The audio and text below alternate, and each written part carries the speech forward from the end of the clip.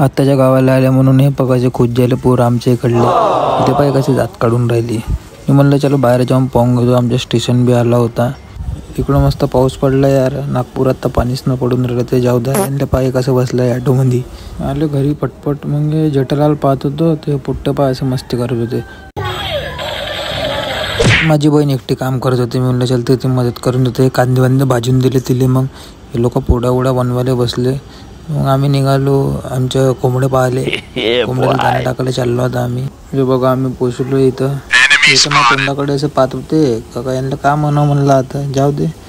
बाजूलाच आमच्या नवीन सेटचं बांधकाम सुरू होतं. आम्ही काम बघितलं. मग तिथून आम्ही निघालो आता गार्डनला जायला. मग मी मस्त चष्मा लावून घेतला. मग बायकोला म्हणला चष्मा लाव. कारण यार माती किती जात राहते. आता कोण समजत बसेन यांच्या जाऊ दे. आता आम्ही पोचलो इथे. इथे महाराष्ट्राचे पहिले मुख्यमंत्री यांचे समाधी स्थळ आहे. मग इथं आल्यावर काय झालं तुम्हाला बातमीमध्ये सांगेन.